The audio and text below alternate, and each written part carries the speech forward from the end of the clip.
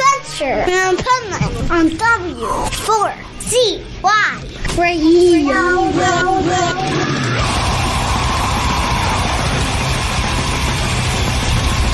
This is the Pipeman here on the Adventures of Pipeman W4CY Radio, and I'm here with Travis Wills, Jeff Lourdes of Crimson Glory. Nice. Here on holy ground. You made it to the holy ground. Have you guys ever played Wacken before? We have never played Wacken before, so Wow. This has been a real treat, and personally for me, a bucket list. Right? Because it's like the biggest festival in the world. Exactly. How about for you? Yeah, I mean, this is great. This is fantastic. It is totally huge. It's like bigger. It's even bigger than I imagined. Same for me. Like, I do festivals all over the U.S., U.K., Europe, and I do Hellfest every year. So as I'm flying over, I'm like, I know it's the biggest, but I'm thinking, can it really be bigger than that much bigger than Hellfest? Because Hellfest is huge. Well, I've been here for 4 days, and I still haven't seen it all. It's that big. Oh, it's overstimulating for sure. Right? It's like, oh my God, it like never ends. You're just walking and walking. I had somebody that wanted to do an interview at like this stage that's like a 40-minute walk. And I'm like, well, I have an interview this time and this time. I don't think I'll be able to make it that far. You know? And what was it like the whole experience at Wacken that you've had? I'm still trying to process it, so I'm glad that I took some video. Actually, I took a small clip from the stage, and man, it's been so great, so inviting. I feel absolutely fulfilled. We put on a great show, and the fans loved it. Yeah. Yeah, I mean, I more or less reiterate what he's saying. Excuse my voice, I'm a little bit hoarse. But yeah, it was a great stage, and the crowd was just they were going nuts, totally into it. It truly gives the definition of being the holy ground, because like this audience here, they come from all over the world, all walks of life, for one purpose: to unite in a community of rock and metal.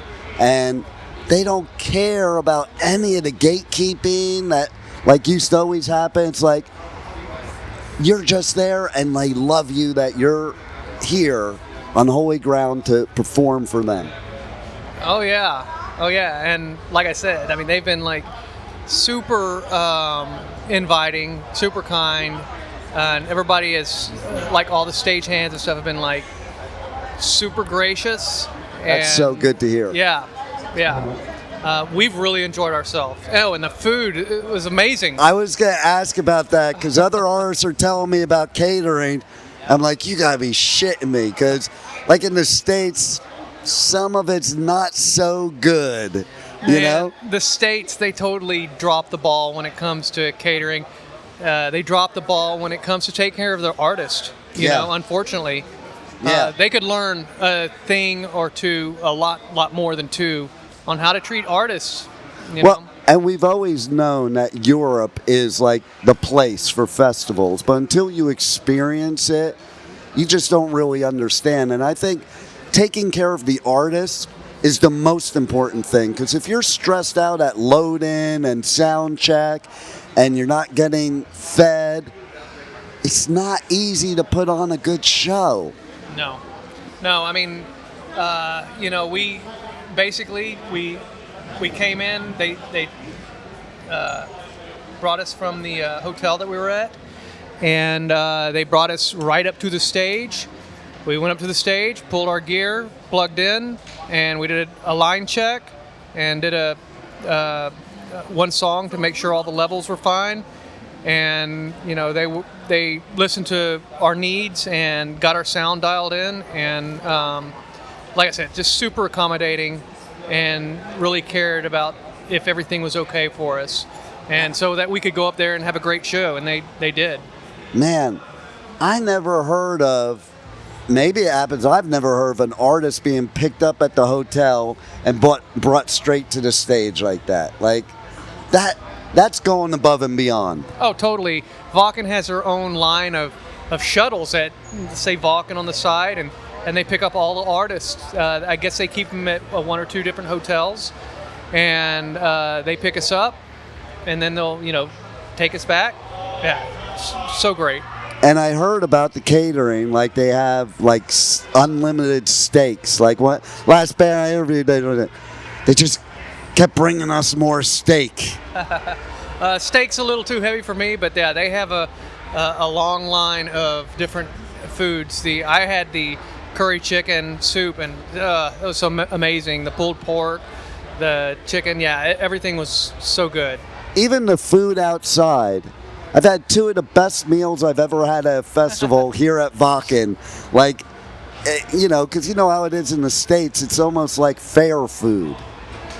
Yeah, big failure on the States. It's a shame. It is, because that's why Wacken's so big. Yeah, that's why it's so successful. Yeah. That's why it sells out year after year. Yeah, you have to take care of the artists first. That's my opinion. I think you are the reason people come to this festival or any festival. And so you might as well make the experience the best it is. Absolutely.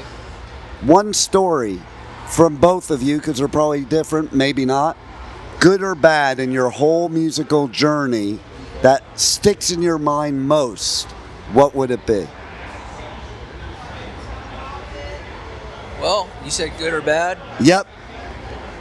I think Hell's Heroes was a good example of that's like one of the first outdoor festivals we played with you and the band, right? Yeah. Is it the first one? No. No.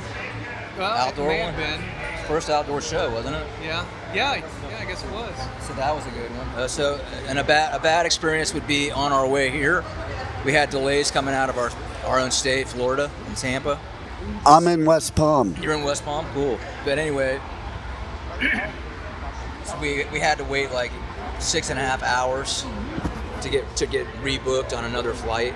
So then you have the 6 hours on top of the 8 hours. You know what I'm saying? I do. Flying abroad. I do, totally. And I was at Hell's Heroes. Yeah. And for a small festival, it was run pretty well, I have to say. Yeah. So, yeah. And that makes it even worse, right? Like, it's already a long flight. It's already a 6-hour time difference. Now you're going to tack on another 6.5 hours. Right. And then a train ride on top of that.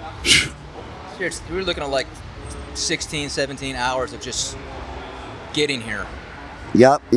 So, but we pulled it off. I mean, and like we've been saying, they've been very accommodating here. It makes it easier, right? It makes up for it. Exactly. Like after all that, you can go, because then it would suck if you get here and load-in's a big issue and soundcheck's a big issue, topped on all that. Right. So it's like you get here after all that bullshit and then you go, oh, okay, it's good now. So now what comes next for you guys over the next year? In its entirety, I mean... Yeah, meaning like music, what do you have going on that you want to talk about? Just more shows, like we're playing in Greece tomorrow, right? Yeah. Nice. Playing in Greece, we're playing in Crete, then we're playing Prague. What are we playing? In Atlanta. Yeah, we've got. We're playing Prog Power in Atlanta. And we got 4 more shows here in Europe, and that's the end of the run.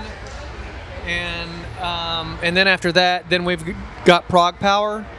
Nice. And then 2 more shows after that in the States. And then after that, we'll start doing touch-ups on the new album. I mean, me and Jeff have been writing the next album, and we're about 4 songs in. And got a few touch-ups we want to make.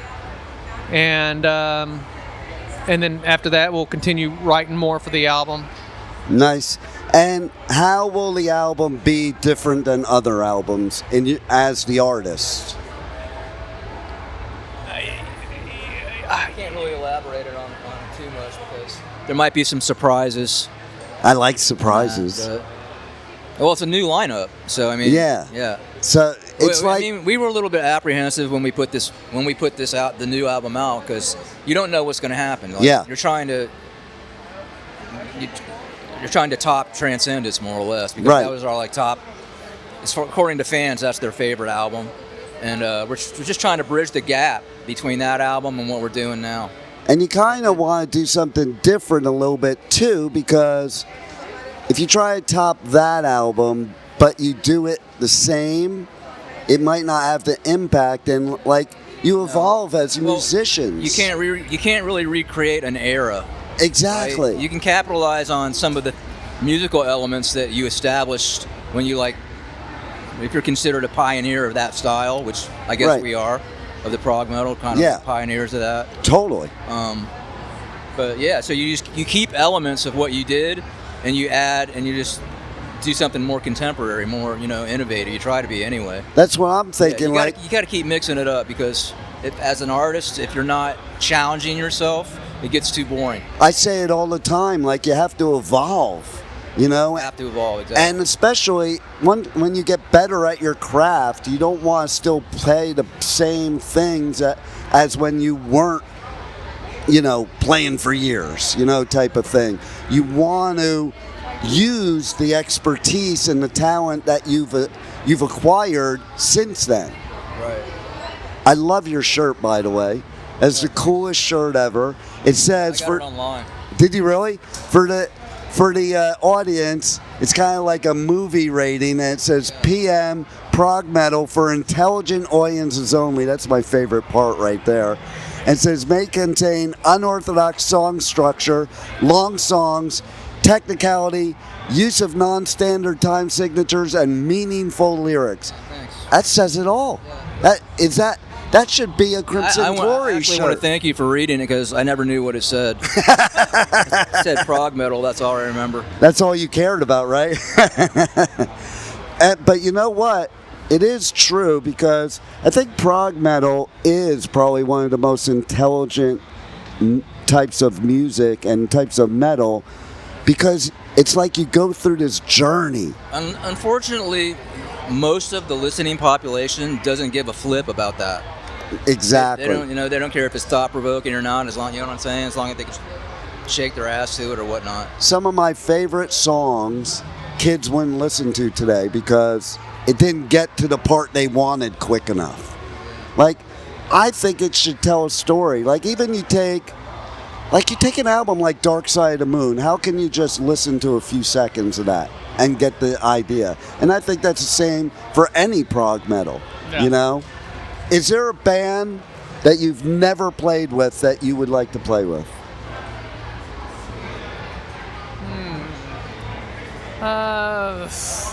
I've never really given that much thought, honestly. Well, there you go. I think you've done it all, right? I would probably like to play with an Evermore. There are plenty of bands that come to mind for me. Symphony X. We already shared the same thing. Who? No, we haven't. We played the same show, but right? What was the show with the curve thing and all looking? Didn't Symphony X play that? I don't know. Mom was positive. I know they're no longer around, but I mean, Fate's Warning. Let's see. Joey's a good friend of mine. Oh, yeah? Yeah, for many years. I'll tell you a funny story. When I was 15, living on the Sunset Strip area, I was good friends with them, and me and my bro, we went to Joey and the whole band, and we're like, hey, they didn't have merch yet. Hey, if we make T-shirts and pins, can we sell them at your shows, and we'll give you 50%? And he's like, sure. So now you fast forward many years, and I was doing an interview with him, which is different than most, because we've been friends all these time. And he's talking about how I was the original merch company, and he goes, but I'll tell you something you don't know. And he goes, you know that famous shirt of picture of Lars? He's holding a guitar. He's like 15 years old, and he has an Armored Saint shirt on, and it's like all over the internet. I'm like, yeah. He goes, that's your shirt. I'm like, you're shitting me. And he goes, and he still has it. I'm like, I don't even have it. He goes, neither do I. And then a month later, I interviewed Lars's kids.